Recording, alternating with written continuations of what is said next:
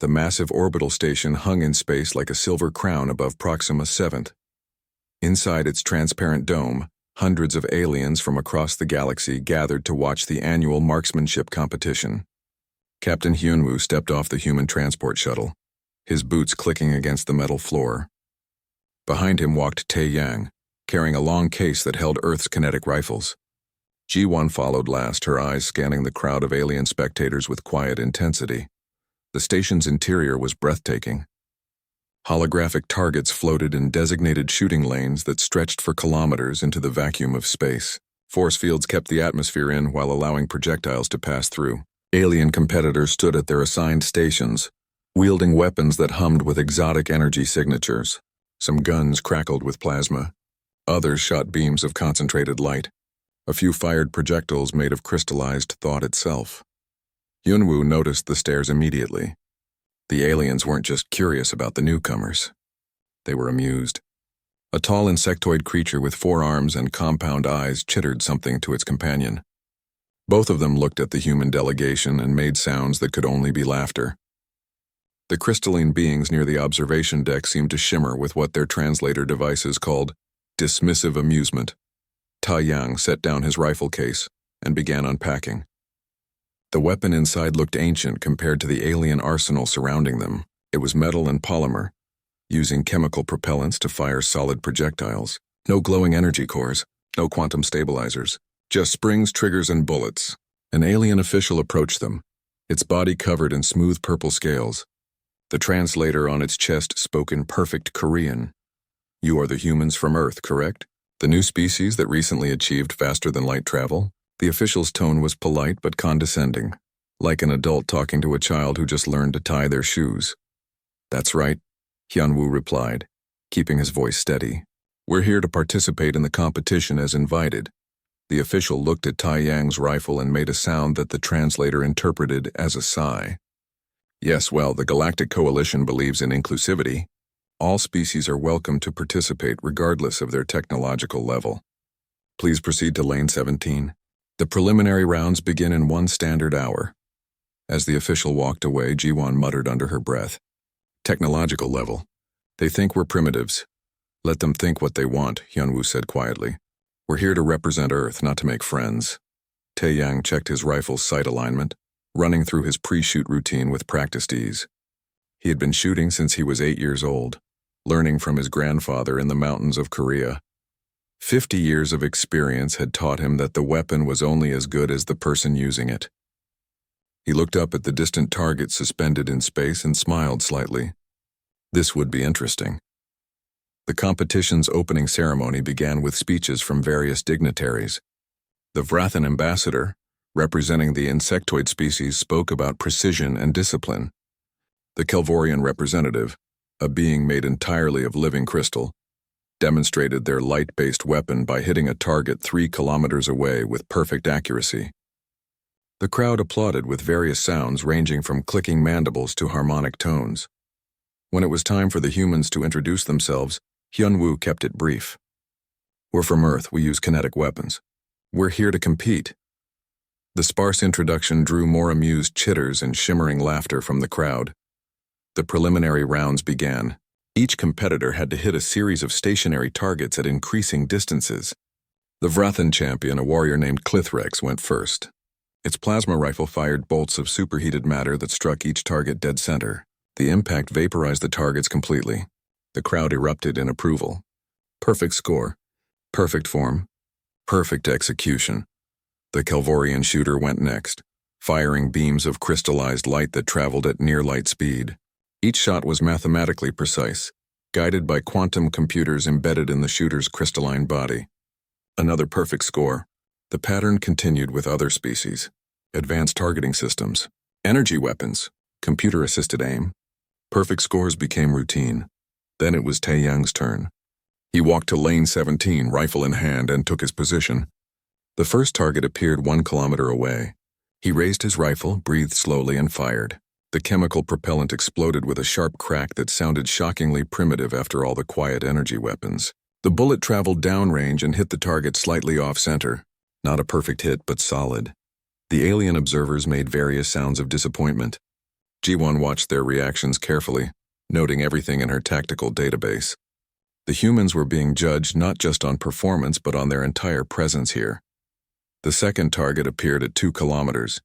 Tae-yang adjusted his stance, calculated wind factors from the station's air circulation systems, and fired. The bullet struck closer to center this time. Adequate but not impressive by alien standards. The third target at 3 kilometers resulted in a similar outcome. Good shooting by Earth standards, but unremarkable in this competition. What the aliens didn't notice was where Tae-yang's other shots went. While hitting the primary targets, he was also firing practice rounds between official attempts. These shots seemed random to the observers. They missed targets entirely or hit them at odd angles. Some bullets appeared to ricochet off the force field barriers. The aliens saw this as poor trigger discipline and sloppy technique.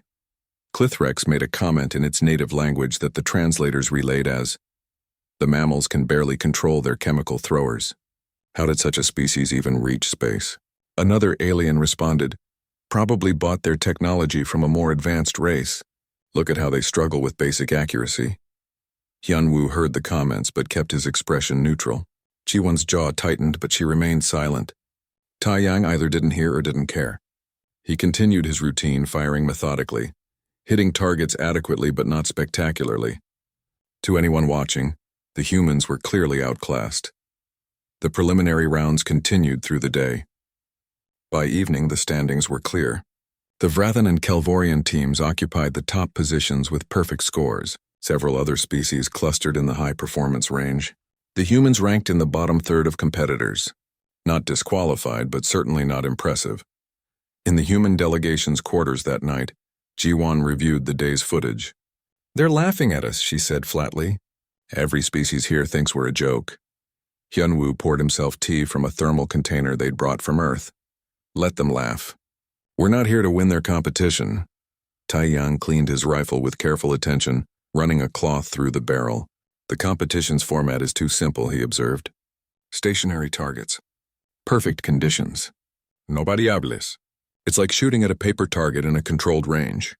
"That's how they've always done it," Ji-won replied. "Their weapons are so advanced that they don't need to account for much. Point, shoot, hit. Their computers do all the thinking." "Then they've forgotten how to actually shoot," Tae-yang said quietly. "They've forgotten that real situations aren't controlled. Targets move. Conditions change. Nothing ever goes according to plan." Hyunwoo smiled slightly. "Keep practicing your deflection shots. I have a feeling we're going to need them."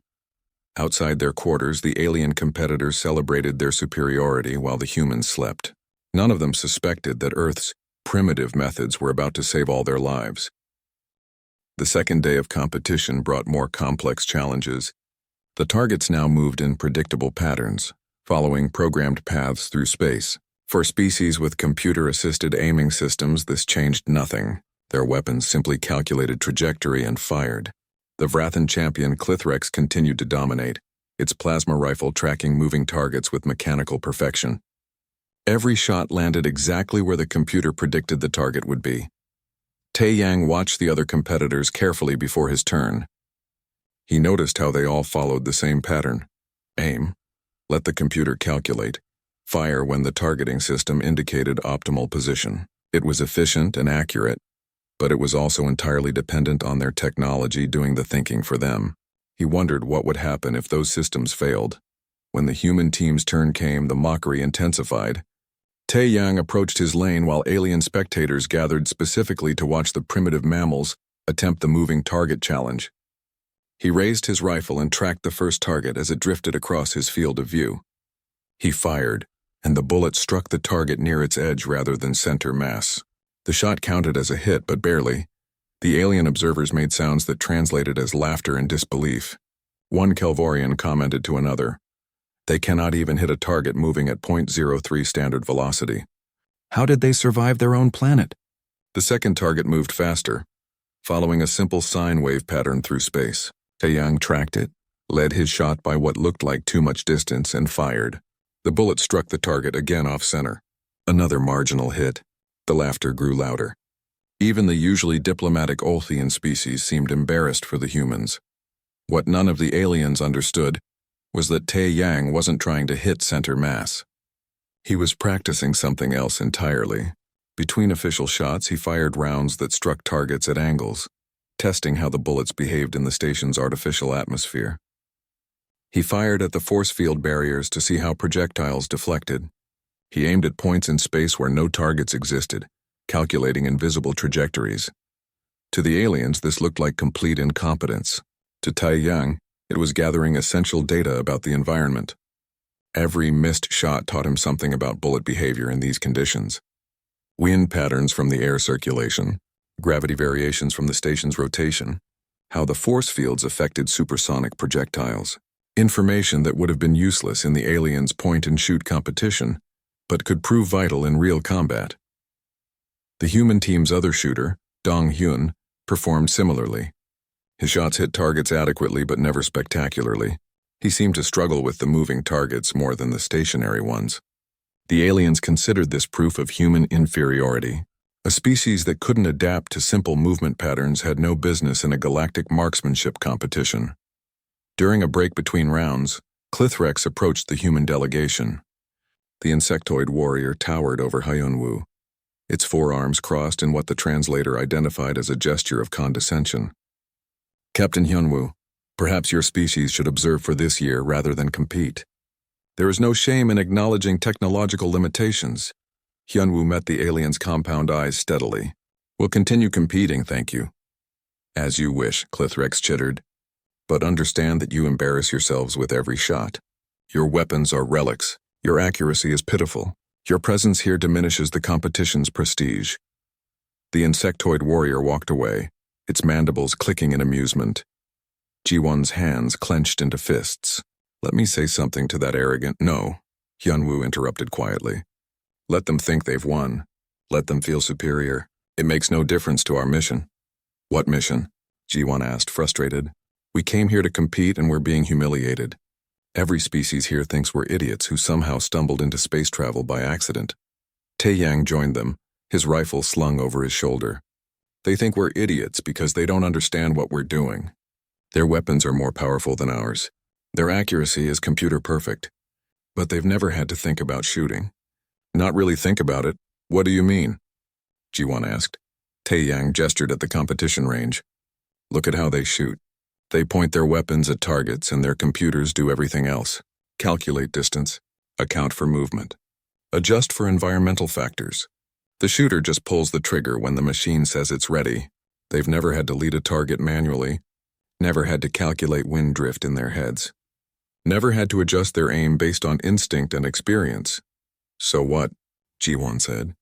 Their way works perfectly. We're the ones missing shots. We're not missing, Tae-yang replied with a slight smile. We're learning. Every shot I fire teaches me something about this environment. How bullets travel in this station's atmosphere. How the force fields affect trajectories. How to use deflection angles. Things their computers already know but their brains don't.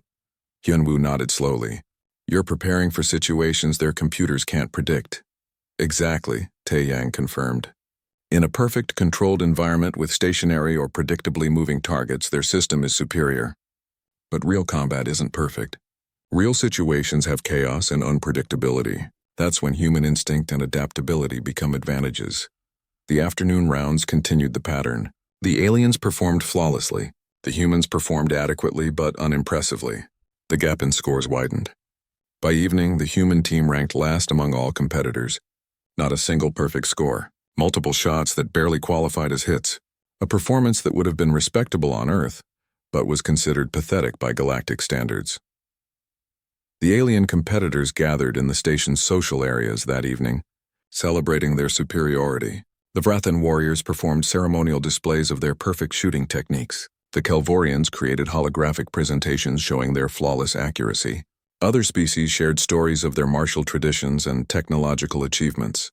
The humans were invited but clearly not expected to contribute. They sat at a table in the corner, eating food from their own supplies since the station's synthesizers couldn't perfectly replicate Earth cuisine. Alien competitors occasionally glanced their way with expressions that ranged from pity to contempt. One Olthian diplomat approached their table, its tentacles arranged in what the translator indicated was an apologetic posture. Captain Hyunwoo, I want you to know that the Coalition values diversity in all its forms. Your species' participation, while not competitive, serves an important symbolic function. You demonstrate that even less advanced civilizations have a place in our community. Hyunwoo took a sip of his coffee before responding. We appreciate the Coalition's hospitality. Please don't let our presence disturb the celebration. The Ulthian diplomat seemed relieved by the gracious response and returned to its own species group. Ji-won watched it go with barely contained anger. Less advanced civilizations. They think we're cavemen who learn to push buttons. Let them think it, Hyunwoo said calmly. Pride comes before the fall. Whose pride? Ji-won asked. Theirs or ours? We'll find out soon enough, Hyunwoo replied, though he didn't explain what he meant. Tae-yang finished his meal and stood up. I'm going back to the range. Want to practice a few more scenarios while it's empty. More missed shots? Ji-won asked with bitter humor. More learning, Tae-yang corrected. Every bullet I fire makes me better prepared for whatever comes next. He left the social area and headed back to the shooting range. The alien competitors continued their celebrations, confident in their superiority and comfortable in their technological advantages. None of them noticed the human practicing alone in the darkened range, firing rounds at angles that made no sense for the competition's format. They didn't see him testing ricochet patterns or calculating deflection trajectories or mapping the station's atmospheric currents. They saw only what they expected to see. A primitive species struggling with basic tasks that more advanced civilizations had long since mastered through technology. Their laughter echoed through the station late into the night. The humans had been thoroughly humiliated, their inadequacy demonstrated beyond any doubt. Tomorrow would bring the final rounds of competition, where the champions would be crowned and the humans would finish in last place. Everyone knew how the story would end. The only question was how badly the humans would embarrass themselves before it was over. The second day of competition brought more complex challenges. The targets now moved in predictable patterns, following programmed paths through space. For species with computer-assisted aiming systems, this changed nothing. Their weapons simply calculated trajectory and fired. The Vrethan champion Clithrex continued to dominate, its plasma rifle tracking moving targets with mechanical perfection. Every shot landed exactly where the computer predicted the target would be. Tae-yang watched the other competitors carefully before his turn. He noticed how they all followed the same pattern. Aim, let the computer calculate, fire when the targeting system indicated optimal position. It was efficient and accurate, but it was also entirely dependent on their technology doing the thinking for them. He wondered what would happen if those systems failed. When the human team's turn came, the mockery intensified. Tae-yang approached his lane while alien spectators gathered specifically to watch the primitive mammals attempt the moving target challenge. He raised his rifle and tracked the first target as it drifted across his field of view. He fired, and the bullet struck the target near its edge rather than center mass. The shot counted as a hit, but barely. The alien observers made sounds that translated as laughter and disbelief. One Kelvorian commented to another, "They cannot even hit a target moving at 0.03 standard velocity. How did they survive their own planet?" The second target moved faster, following a simple sine wave pattern through space. Tae-yang tracked it, led his shot by what looked like too much distance, and fired. The bullet struck the target again off-center. Another marginal hit. The laughter grew louder. Even the usually diplomatic Ulthian species seemed embarrassed for the humans. What none of the aliens understood was that Tae-yang wasn't trying to hit center mass. He was practicing something else entirely. Between official shots, he fired rounds that struck targets at angles, testing how the bullets behaved in the station's artificial atmosphere. He fired at the force field barriers to see how projectiles deflected. He aimed at points in space where no targets existed, calculating invisible trajectories. To the aliens, this looked like complete incompetence. To Tae-yang, it was gathering essential data about the environment. Every missed shot taught him something about bullet behavior in these conditions.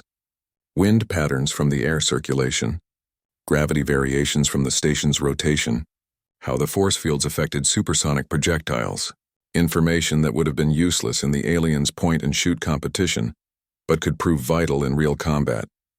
The human team's other shooter, Dong-hyun, performed similarly. His shots hit targets adequately but never spectacularly. He seemed to struggle with the moving targets more than the stationary ones.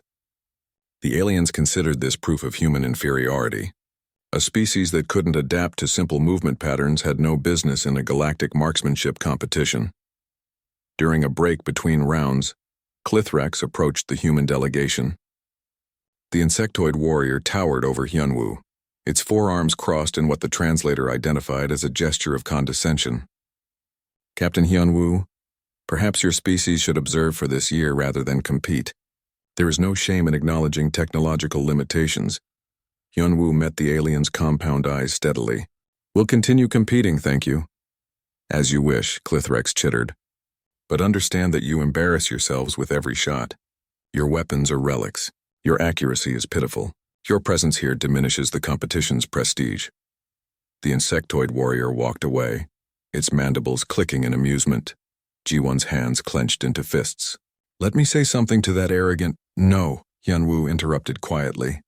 "Let them think they've won. Let them feel superior. It makes no difference to our mission." "What mission?" Ji-won asked, frustrated. "We came here to compete and we're being humiliated. Every species here thinks we're idiots who somehow stumbled into space travel by accident." Tae-yang joined them, his rifle slung over his shoulder. "They think we're idiots because they don't understand what we're doing. Their weapons are more powerful than ours. Their accuracy is computer perfect. But they've never had to think about shooting." "Not really think about it, what do you mean?" Ji-won asked. Tae-yang gestured at the competition range. "Look at how they shoot. They point their weapons at targets and their computers do everything else. Calculate distance. Account for movement. Adjust for environmental factors. The shooter just pulls the trigger when the machine says it's ready. They've never had to lead a target manually, never had to calculate wind drift in their heads, never had to adjust their aim based on instinct and experience." "So what?" Ji-won said. "Their way works perfectly. We're the ones missing shots." "We're not missing," Tae-yang replied with a slight smile. "We're learning. Every shot I fire teaches me something about this environment. How bullets travel in this station's atmosphere, how the force fields affect trajectories, how to use deflection angles. Things their computers already know but their brains don't." Hyunwoo nodded slowly. "You're preparing for situations their computers can't predict." "Exactly," Tae-yang confirmed. "In a perfect, controlled environment with stationary or predictably moving targets, their system is superior. But real combat isn't perfect. Real situations have chaos and unpredictability. That's when human instinct and adaptability become advantages." The afternoon rounds continued the pattern. The aliens performed flawlessly. The humans performed adequately but unimpressively. The gap in scores widened. By evening, the human team ranked last among all competitors. Not a single perfect score. Multiple shots that barely qualified as hits. A performance that would have been respectable on Earth, but was considered pathetic by galactic standards. The alien competitors gathered in the station's social areas that evening, celebrating their superiority. The Vrathan warriors performed ceremonial displays of their perfect shooting techniques. The Kelvorians created holographic presentations showing their flawless accuracy. Other species shared stories of their martial traditions and technological achievements. The humans were invited but clearly not expected to contribute. They sat at a table in the corner, eating food from their own supplies since the station synthesizers couldn't perfectly replicate Earth cuisine. Alien competitors occasionally glanced their way with expressions that ranged from pity to contempt. One Olthian diplomat approached their table, its tentacles arranged in what the translator indicated was an apologetic posture. "Captain Hyunwoo, I want you to know that the Coalition values diversity in all its forms. Your species' participation, while not competitive, serves an important symbolic function. You demonstrate that even less advanced civilizations have a place in our community." Hyunwoo took a sip of his coffee before responding. "We appreciate the Coalition's hospitality. Please don't let our presence disturb the celebration." The Olthian diplomat seemed relieved by the gracious response and returned to its own species group. Ji-won watched it go with barely contained anger. "Less advanced civilizations. They think we're cavemen who learned to push buttons." "Let them think it," Hyunwoo said calmly. "Pride comes before the fall." "Whose pride?" Ji-won asked. "Theirs or ours? We'll find out soon enough," Hyunwoo replied, though he didn't explain what he meant. Tae-yang finished his meal and stood up. "I'm going back to the range. Want to practice a few more scenarios while it's empty? More missed shots?" Jiwan asked with bitter humor. More learning, Taeyang corrected. Every bullet I fire makes me better prepared for whatever comes next. He left the social area and headed back to the shooting range. The alien competitors continued their celebrations, confident in their superiority and comfortable in their technological advantages. None of them noticed the human practicing alone in the darkened range, firing rounds at angles that made no sense for the competition's format. They didn't see him testing ricochet patterns or calculating deflection trajectories or mapping the station's atmospheric currents. They saw only what they expected to see. A primitive species struggling with basic tasks that more advanced civilizations had long since mastered through technology. Their laughter echoed through the station late into the night. The humans had been thoroughly humiliated, their inadequacy demonstrated beyond any doubt. Tomorrow would bring the final rounds of competition, where the champions would be crowned and the humans would finish in last place. Everyone knew how the story would end. The only question was how badly the humans would embarrass themselves before it was over. Taeyang fired methodically, his rifle cracking shot after shot into the debris field. Each bullet found its target with uncanny precision. A spinning piece of hull plating veered away from the station after his round struck its edge. A tumbling cargo container changed its rotation, its new path taking it clear of the vulnerable dome. He wasn't destroying the debris. He was redirecting it, using calculated impacts to alter trajectories just enough to turn lethal hits into near misses. Dong Hyun worked a different section of the field, focusing on clusters of smaller fragments. His approach was different from Taeyang's precise deflections. He fired rapid bursts, creating chain reactions in the debris cloud. One fragment would deflect into another, which would impact a third, spreading the effect throughout the cluster. It was like breaking a pool ball formation, scattering the dangerous concentration into harmless individual pieces that would miss the station entirely. Jiwan had taken position at a third firing port, her sidearm replaced with a rifle from their equipment stores. She didn't have Taeyang's decades of experience or Dong Hyun's instinctive understanding of cascade effects, but she had something else: tactical analysis. Her mind processed the debris field like a battlefield, identifying priority threats and coordinating the team's fire. Taeyang, large fragment at Vector 37 Mark 9. It's going to hit the power distribution node in 8 minutes. I see it. Taeyang shifted his aim, tracked the tumbling mass of metal, and fired 3 quick shots. Each bullet struck at a different point on the fragment's surface, altering its spin and trajectory, with cumulative effect. The fragment began to drift off course, its path now taking it past the power node with meters to spare.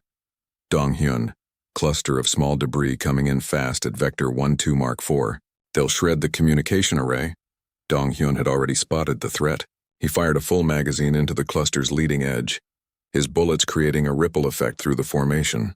The fragments began colliding with each other, their velocities changing, their paths scattering. What had been a deadly swarm became a dispersed cloud that would cause no significant damage. The station's alien observers had finally noticed what was happening. In the main control room, operators stared at their displays in confusion as debris fragments that should have impacted the station instead veered away at the last moment. The automated defense systems were still malfunctioning, firing sporadically and ineffectively. But somehow the debris field was being deflected. One Varathan operator manipulated its control interface, zooming in on the source of the mysterious deflections. Its compound eyes widened in shock. The humans. The humans are shooting the debris. The station commander, an Ulthian with decades of experience, turned its attention to the display. It watched as a human figure fired a primitive kinetic weapon, the bullet crossing space to impact a tumbling fragment of metal. The fragment's trajectory changed, turning what would have been a direct hit into a miss. "That's impossible," the commander said. "Kinetic weapons can't track that many targets. The calculations alone would overwhelm any organic mind." "They're not using calculations," the Varathan operator responded, its voice filled with something between amazement and disbelief. "They're just shooting. No computer assistance. No targeting systems. They're calculating trajectories in their heads." Back at the firing ports, the human team continued their desperate work. Taeyang's shoulder ached from the rifle's recoil, but he didn't slow down. 9 minutes of continuous firing, 9 minutes of calculating trajectories, leading targets, and executing deflection shots that would have been impossible for anyone relying on computer assistance. His mind worked faster than any machine, processing information through millions of years of evolutionary refinement. He tracked a particularly large piece of debris, part of the cargo hauler's engine assembly. It tumbled end over end, its irregular shape making its trajectory chaotic and unpredictable. A targeting computer would have struggled to predict its path. Taeyang watched it for 3 seconds, his brain unconsciously processing its rotation, velocity, and probable position at future moments. He aimed at where it would be, not where it was. He fired. The bullet struck the fragment's leading edge, hitting a protruding piece of machinery. The impact didn't destroy anything, but it changed the fragment's spin. The massive piece of metal began rotating differently, its tumble becoming a slow roll. The new rotation altered its trajectory by just enough. Instead of smashing into the station's main habitat ring, it would pass beneath the structure, missing by a comfortable margin. Dong-hyun reloaded his rifle, his hands moving automatically while his eyes never left the debris field. He had burned through 6 magazines already, over 180 rounds fired in less than 10 minutes. His targets were the medium-sized fragments, pieces too large to be ignored but too small to warrant Taeyang's focused attention. He treated each cluster like a puzzle, finding the key piece that would scatter the others when hit correctly. A group of cargo containers tumbled toward the station's docking bay. Dong-hyun studied them for a moment, identifying the lead container. He fired a burst of 3 shots, each bullet striking a different point on the container's surface. The impacts created a spinning motion that caused the container to collide with its neighbors. The collision spread through the entire group, scattering them like bowling pins. All 5 containers diverged from their original paths, none of them threatening the station anymore. Ji-won coordinated the team's efforts while managing her own sector of responsibility. Her tactical training had prepared her for battlefield chaos, but this was different. There were no enemies to outthink, no strategies to counter, just physics, velocity, and trajectory. She found herself falling into an almost meditative state, her conscious mind stepping back and letting instinct take over. A fragment appeared in her sector, small but fast. She tracked it smoothly, leading the target by what felt like the right amount, and fired. The bullet caught the fragment and sent it spinning away from the station. She immediately shifted to the next target, then the next. Her shooting wasn't as precise as Taeyang's or as intuitive as Dong-hyun's, but it was effective. The alien competitors had emerged from the shelters against evacuation protocols, drawn by rumors of what was happening. They gathered at observation points, watching the humans work with expressions of profound shock. Clithrek stood motionless, its 4 arms hanging limply at its sides. The Vrathan warrior had mocked the humans' poor shooting just hours ago. Now it watched as those same humans performed feats of marksmanship that its computer-assisted rifle could never achieve. A Kelvorian observer attempted to analyze what it was seeing. They're calculating deflection angles without computational assistance. That should be impossible for organic minds. The variables involved are too numerous. An Olthian diplomat responded, its tentacles writhing in agitation. They're not calculating. They're intuiting. It's a completely different process. They've evolved to throw projectiles at moving targets. Their brains process this information instinctively. But the complexity, the Kelvorian insisted. Each fragment has unique mass, velocity, rotation, and trajectory. The environmental factors alone would require massive processing power to account for wind resistance, gravitational variation, and they don't account for those things, the Olthian interrupted. They feel them. Millions of years of evolution have hardwired these calculations into their neural architecture. They don't think about the mathematics.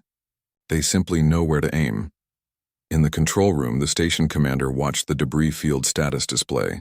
The red warnings indicating imminent impacts had begun turning yellow, then green. Fragment after fragment altered course, deflected by impossibly precise shots from primitive kinetic weapons. The automated defense grid had failed completely now, all its turrets offline. The only thing standing between the station and destruction was 3 humans with rifles that the aliens had mocked as obsolete relics. Time to first impact? The commander asked. 4 minutes, an operator responded. But most of the priority threats have been deflected. The humans have redirected over 70% of the dangerous fragments. The remaining pieces are small enough that the station's armor can handle them. The commander felt something it hadn't experienced in years: humility. Its species had explored space for millennia, building technologies that seemed like magic to younger civilizations. They had forgotten what it meant to struggle, to adapt, to survive through skill rather than technology. These humans, with their primitive weapons and their supposedly inferior methods, were saving everyone's lives. Taeyang fired his last magazine empty and immediately reloaded. His ammunition was running low, but the debris field was thinning. Most of the large fragments had been deflected. Only the smaller pieces remained, and those were being handled by the station's armor and emergency shields. He checked the time. 11 minutes of continuous shooting. His shoulder would be bruised for days, and his ears rang despite the hearing protection. But the station would survive. Dong-hyun lowered his rifle and rolled his shoulders, working out the tension. He had fired over 300 rounds, each one placed with purpose and precision. His targets had been the clusters and groups, the dangerous formations. The station fell silent except for the soft pinging of small debris fragments bouncing harmlessly off the armored hull. The crisis had passed. The cargo hauler's remains drifted away into space, no longer a threat. The debris field had scattered, deflected by 3 humans with chemical-powered rifles. Everyone stood in stunned disbelief at what they had just witnessed. Hyunwoo set his rifle down and rubbed his sore shoulder. The weapon's recoil had been substantial after firing over 200 rounds in 11 minutes. Beside him, Taeyang methodically cleared his rifle, checking the chamber and engaging the safety with practiced motions. Dong-hyun simply leaned against the wall, breathing hard from the exertion and adrenaline. The first alien to approach them was the station commander. The Althian diplomat moved its tentacles in what the translator indicated was a gesture of profound respect and gratitude. Its voice, when it spoke through the translation device, carried emotions that transcended species barriers. "You saved us, all of us. The station, the competitors, the crew, everyone." Hyunwoo nodded simply. "We did what needed to be done. But how?" The commander's tentacles writhed in confusion. "The defense grid failed. Our automated systems couldn't track that many targets. The calculations alone would require quantum processors working in parallel. Yet you 3, with no computer assistance, managed what our most advanced technology could not." Ji-won stepped forward, her tactical analyst mind already organizing the explanation. "Captain, would you like me to explain?" Hyunwoo gestured for her to proceed. The station commander wasn't the only one listening. A crowd of alien competitors and crew members had gathered, all of them desperate to understand what they had witnessed. Ji-won took a breath and began. "What you saw wasn't special technology or advanced training. It was evolution. Human beings evolved as hunters and gatherers on a planet with significant predators and scarce resources. We survived by developing the ability to throw projectiles accurately at moving targets." A Kelvorian in the crowd interrupted. "Many species evolved as hunters. That doesn't explain the precision we witnessed." "True," Ji-won acknowledged. "But humans are unique in how we hunt. Most predator species evolved to catch prey through speed, strength, or specialized abilities. Humans evolved to throw things. For millions of years, the difference between eating and starving was whether you could hit a running animal with a rock or a spear. That selection pressure shaped our brains in very specific ways." She gestured to Taeyang, who stood quietly beside his rifle. "When Taeyang looks at a moving target, he's not consciously calculating its trajectory. His brain is processing information that evolved over millions of years. He instinctively knows where to aim because humans who couldn't make those calculations died out. The ability to track moving objects and predict their future position is hardwired into human neurology." The Vrathan warrior Clithrek spoke up, its mandibles clicking in confusion. But the debris field was chaotic. Fragments tumbling randomly, colliding with each other, changing trajectories unpredictably. No organic mind could track all those variables. "You're right," Ji-won agreed. "No organic mind could consciously calculate all those variables. But human brains don't work that way. We process the information unconsciously, through pattern recognition and intuitive understanding." Taeyang didn't calculate the exact mass and velocity of each fragment. He looked at how it moved and instinctively knew where it would be. An Althian scientist moved forward, its curiosity overcoming its shock. "Are you saying that human children possess this ability?" "Yes," Ji-won confirmed. "Every human child learns to throw and catch objects as part of normal development. By the time we're 5 or 6 years old, we can hit moving targets with thrown objects. It's so natural to us that we don't even think about it. We play games based on this ability. Throwing balls, catching objects, hitting targets. It's recreation for us. The crowd murmured in various alien languages, the translators creating a cacophony of amazed responses. The concept seemed impossible to species that had evolved different survival strategies. The Kelvorians had evolved to manipulate light and energy. The Vrathan had developed hive mind coordination and plasma-based weapons. The Olthian had evolved advanced diplomatic and organizational abilities. None of them had needed to throw rocks at running animals to survive. Taeyang spoke for the first time, his voice quiet but clear. You asked how we could shoot without computer assistance. The answer is that we've been shooting without computers for tens of thousands of years.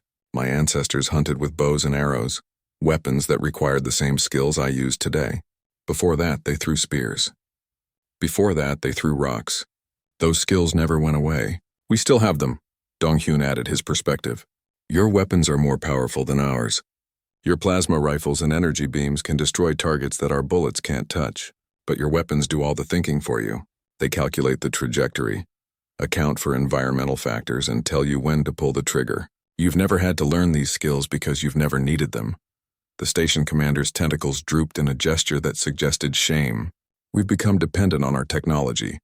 We've forgotten the skills our ancestors had before we reached the stars. Maybe, Hyunwoo said diplomatically. But different species evolve different abilities. You've built a civilization based on technology and cooperation. That's not inferior to human evolution, it's just different. Clithrex approached the human delegation, its forearms held in a position that the translator indicated was profound respect. The Vrathan warrior that had mocked the humans just yesterday now spoke with humility. I was wrong. We were all wrong. We saw your weapons and assumed you were primitive. We saw your shooting scores and assumed you were incompetent. We never understood that you were practicing something we couldn't even comprehend. What do you mean? Hyunwoo asked. The Vrathan warrior gestured toward the competition range. Your poor shots during the competition. The bullets that missed the targets or hit at odd angles. We thought you were struggling with basic accuracy. But you weren't trying to hit the centers. You were testing deflection angles, weren't you? Taeyang smiled slightly. Yes, the competition targets were too simple. Stationary or predictably moving targets in controlled conditions. That's not how real combat works. Real targets move erratically. Real environments have variables. I was using the competition to gather data about how bullets behave in this station's atmosphere. The ricochet shots, Ji-won explained. The bullets that seemed to miss completely. Taeyang was mapping how projectiles deflect off the force fields. He was testing how the station's air circulation affects bullet trajectory. Every missed shot was actually gathering information we could use if a real emergency occurred. And then an emergency did occur, the station commander observed. You were prepared for chaos because you had practiced in chaos. Exactly, Hyunwoo confirmed. Our weapons don't have targeting computers. Our brains are the targeting computers. But brains need data to work effectively. Taeyang spent 2 days collecting that data. A Kelvorian scientist spoke up, its crystalline body shimmering with intellectual excitement. This explains so much about human behavior that confused us. Your species excels at improvisation and adaptation. You perform well in chaotic situations that overwhelm our more specialized approaches.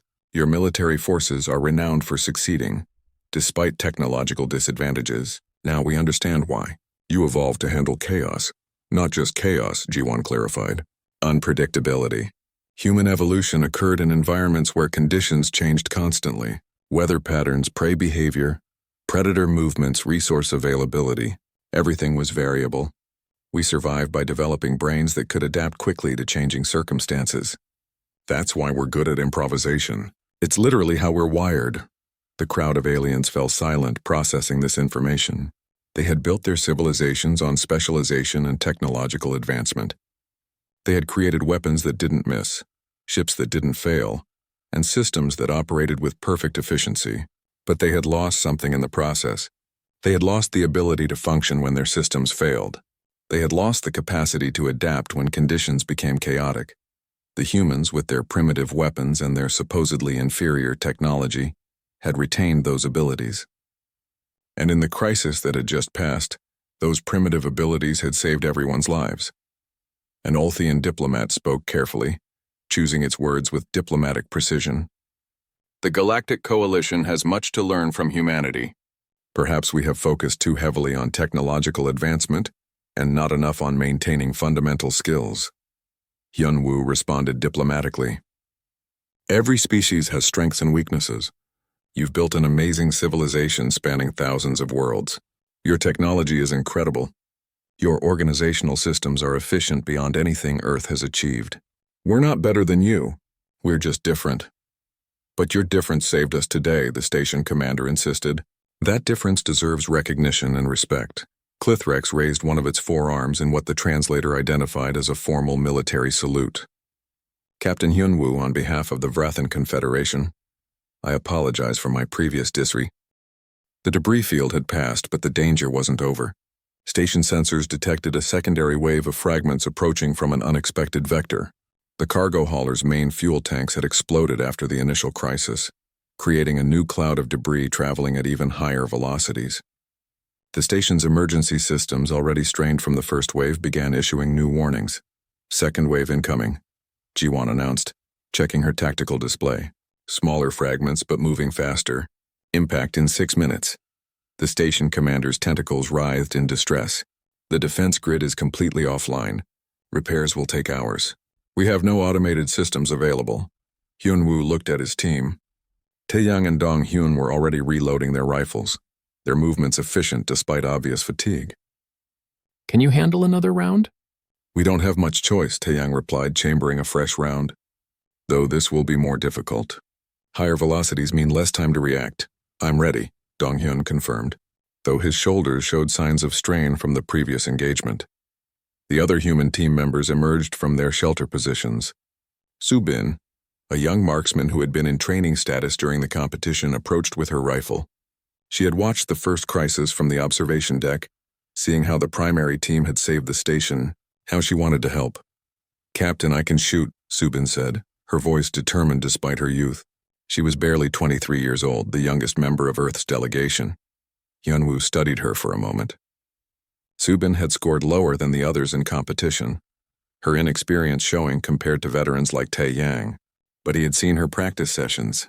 She had the same instinctive understanding of trajectories that all humans possessed. She just lacked confidence in her abilities.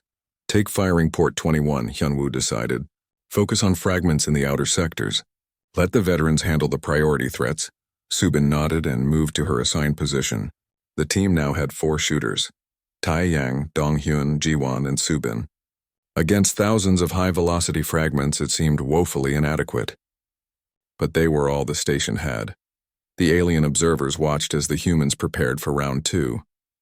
Clithrex had retrieved its plasma rifle and stood ready, though its earlier confidence had been replaced with uncertainty. Several other alien competitors had done the same, wanting to help but unsure if their computer-assisted weapons could adapt to what the humans had taught them. The second debris wave became visible through the dome. These fragments were smaller but more numerous, traveling at speeds that made them nearly invisible to the naked eye. The station's sensors tracked them, but the visual displays couldn't keep up with their velocity.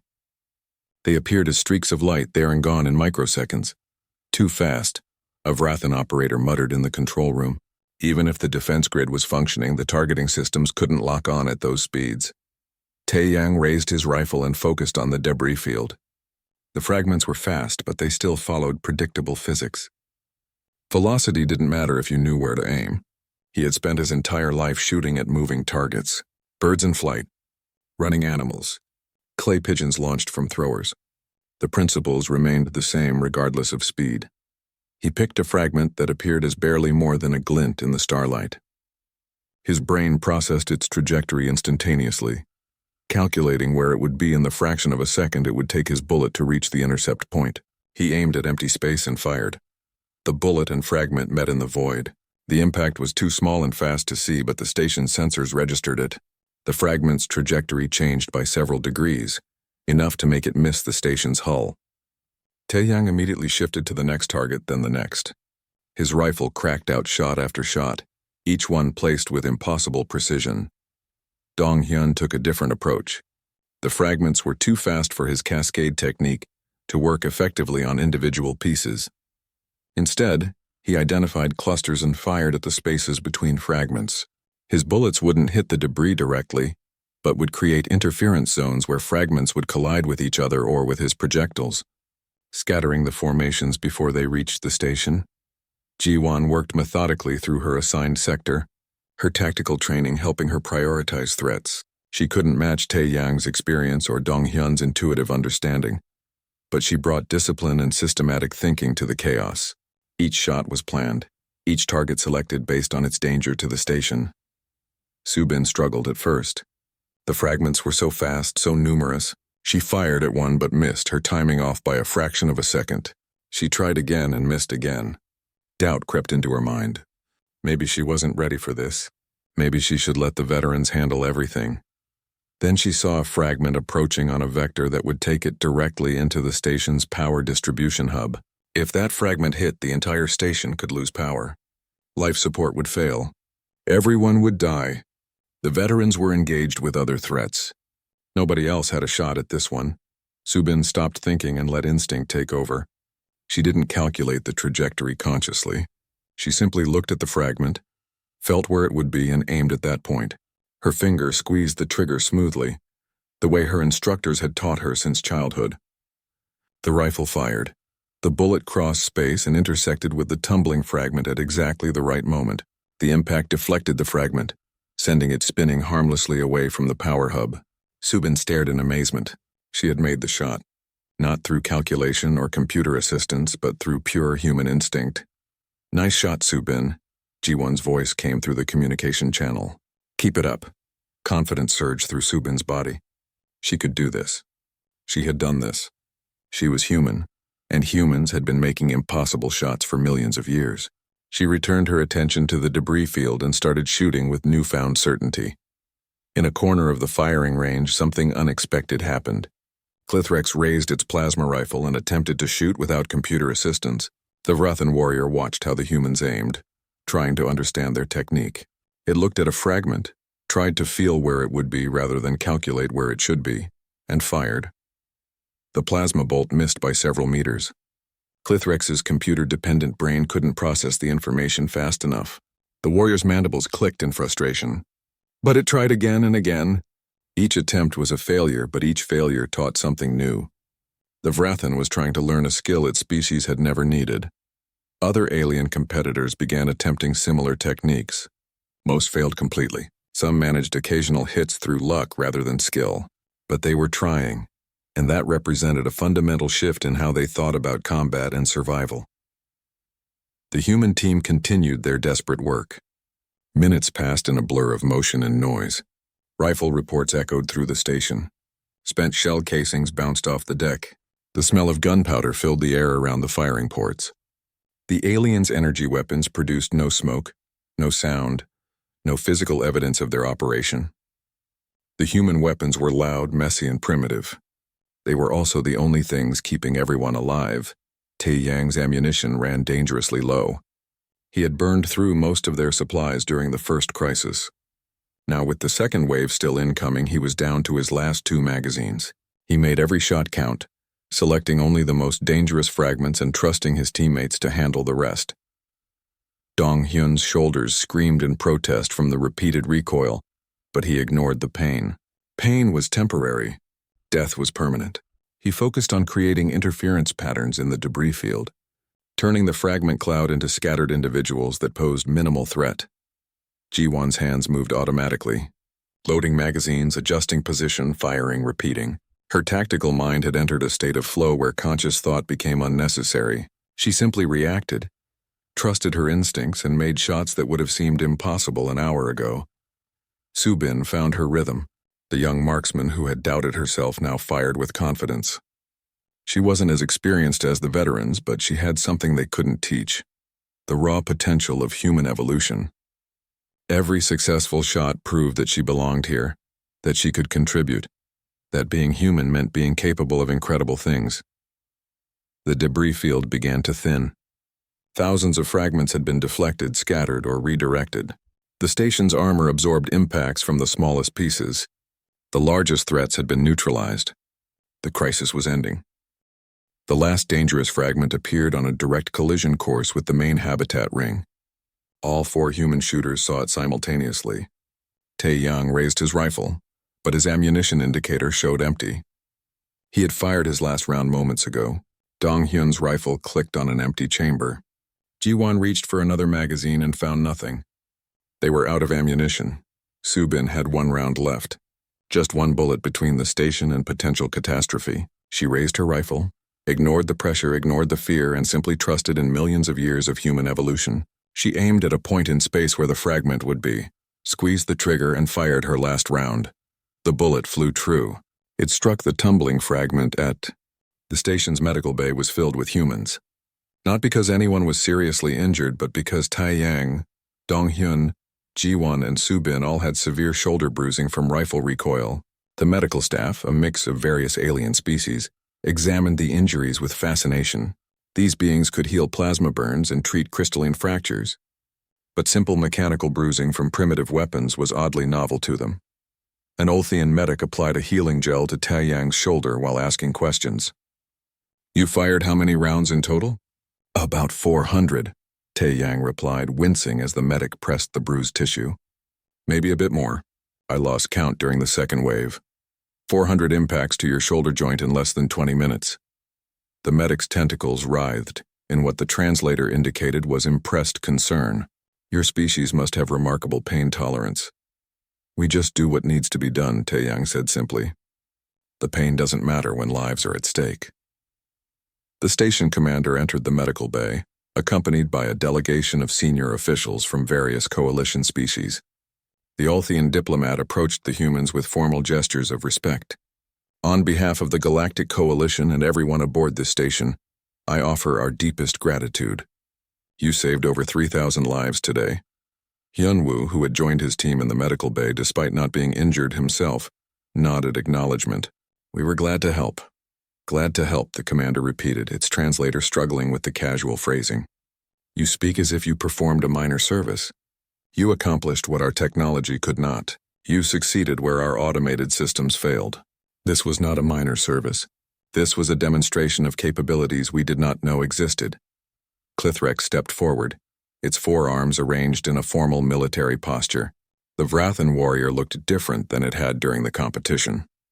The arrogance was gone, replaced with genuine humility. "Captain Hyunwoo, I wish to formally apologize for my behavior during the competition. I mocked your weapons.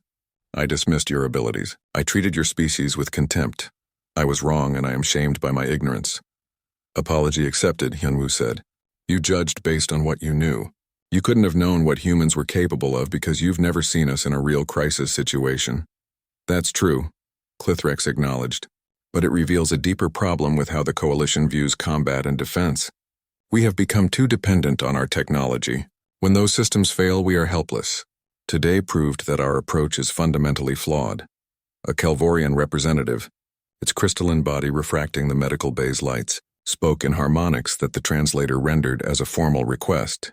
"Would humanity be willing to share your techniques with Coalition forces? We need to learn what you know. We need to understand how to fight without computers, how to adapt when technology fails, how to trust our own abilities instead of machines." Hyunwoo looked at his team. Tae-Yang was considering the question carefully while a medic wrapped his shoulder. Dong-hyun nodded slightly, indicating he supported the idea. Ji-won's expression showed cautious interest. Subin looked honored to even be included in such discussions. "What exactly are you proposing?" Hyunwoo asked the Kelvorian. "Training programs," the crystalline being explained. "Human instructors teaching Coalition forces the basics of adaptive shooting. Not to replace our weapons, but to supplement them.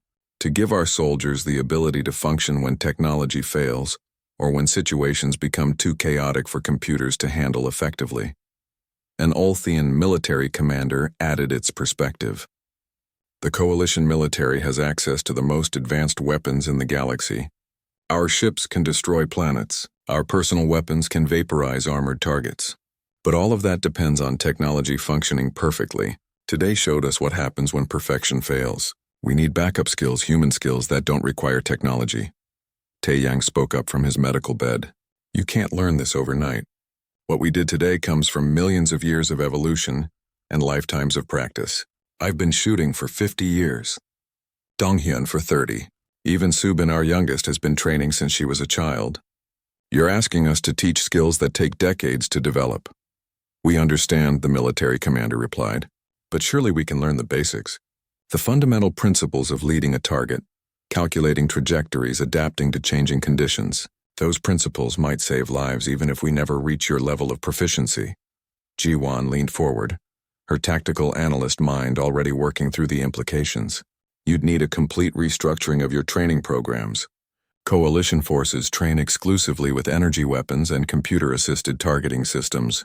You'd need to introduce projectile weapons, manual aiming, instinctive shooting. That's a massive cultural shift for your military. We're willing to make that shift, Clithrex declared. Today's crisis could have killed everyone on this station. It didn't because 3 humans with primitive weapons saved us. That lesson is too important to ignore. The discussions continued for hours. The coalition representatives wanted to understand everything about human shooting techniques. They asked about training methods, learning timelines, equipment requirements, and tactical applications. The humans answered as best they could, though they found it difficult to explain skills that were largely intuitive. Tai Yang tried to describe how he calculated trajectories. I don't think about the mathematics. I look at a target and I just know where to aim. It's like catching a ball. You don't calculate the parabolic arc and wind resistance. You just reach out and catch it. Shooting works the same way for me. But how did you learn that knowing? A Vrathan training officer asked. There must be a teaching method we can replicate. Practice, Tai Yang said simply. Thousands and thousands of repetitions until it becomes automatic. You start with stationary targets, then moving targets, then unpredictable targets. Then you add environmental variables, wind, distance, obstacles. Eventually, your brain learns to process all that information without conscious thought. How long does this take? The Vrathan asked. Years, Tai Yang admitted. For basic proficiency, maybe 2 or 3 years of regular practice. For advanced skills like we demonstrated today, decades. There's no shortcut. Evolution gave us the potential, but we still have to develop it through constant training. The aliens looked discouraged by this timeline. They were used to computer systems that could be programmed instantly with new capabilities. The idea that skills might take years to learn seemed almost impossible to accept. Subin spoke up, surprising everyone, including herself. Maybe the timeline doesn't matter as much as you think. You don't need to be as good as Tai Yang to be useful. I'm not as skilled as the veterans, but I still help today. Basic proficiency is better than no proficiency at all. The Ulthian commander's tentacles arranged themselves in a gesture of agreement. The young human is correct. We don't need perfect marksmanship. We need enough skill to function when our technology fails. Even basic abilities would be an improvement over our current helplessness. Hyunwoo made a decision. If the coalition is serious about this, Earth would be willing to establish a training program.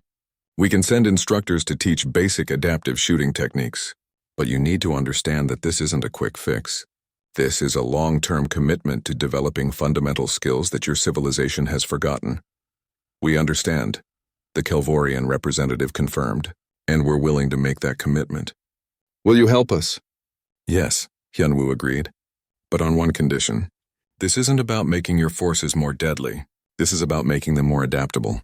We're teaching survival skills, not aggressive tactics. These abilities should be used to protect, not to conquer. The coalition representatives agreed quickly. They weren't looking for new ways to wage war.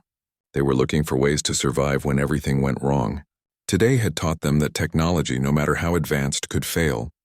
But basic human skills, refined over millions of years, remained reliable even in the worst circumstances. The meeting concluded with formal agreements to establish training programs on multiple coalition worlds. Tai Yang would lead the instructor team, with Donghyun and Ji-won assisting. Subin, despite her youth, would also be included as an instructor. Her success during the crisis had proven that even less experienced shooters could contribute meaningfully. As the delegation left the medical bay, Clithrex paused at the door.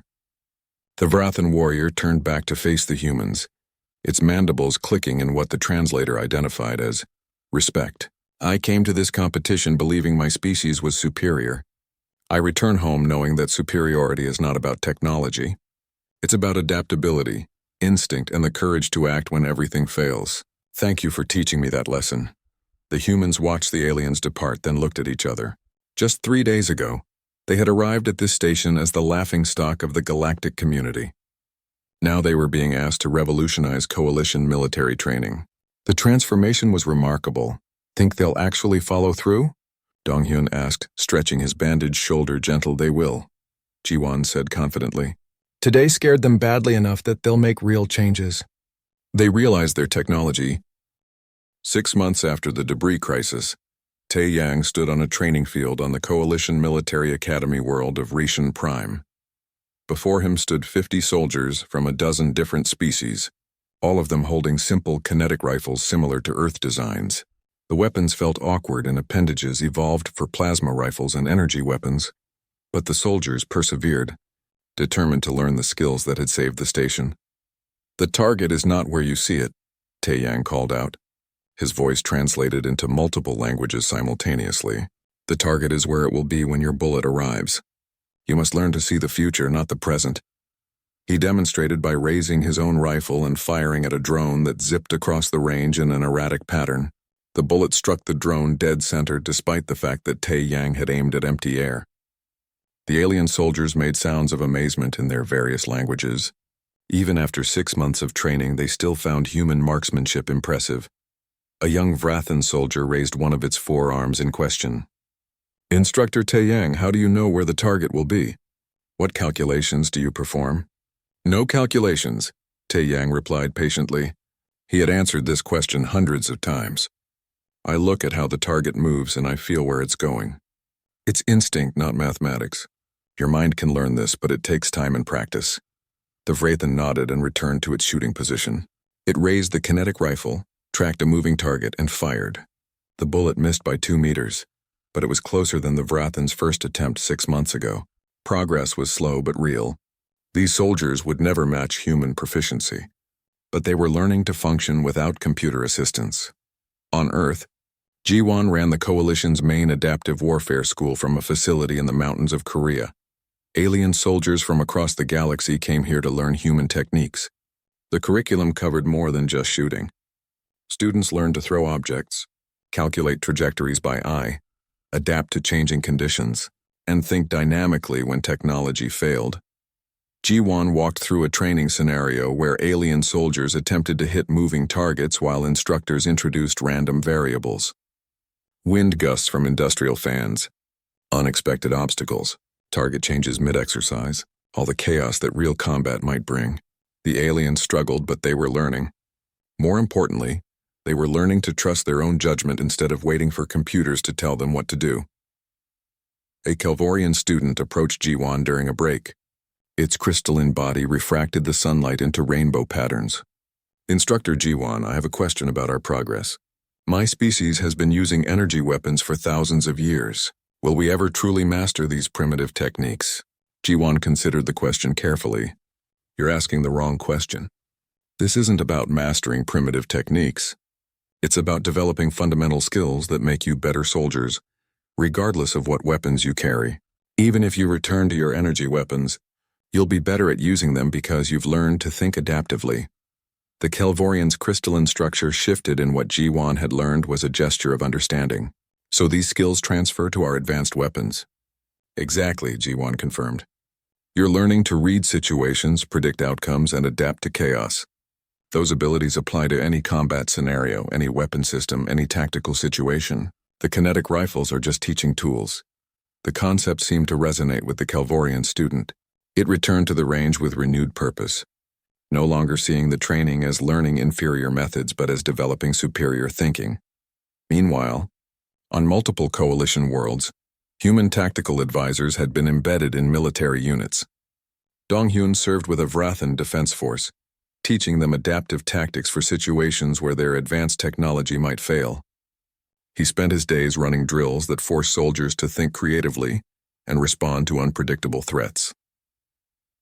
During one exercise, Donghyun disabled the Vrathan soldiers' targeting computers and had them engage moving targets using only their own judgment. The first attempts were disasters. Plasma bolts went wildly off target. Soldiers froze, uncertain how to proceed without their computers guiding them. But gradually they learned.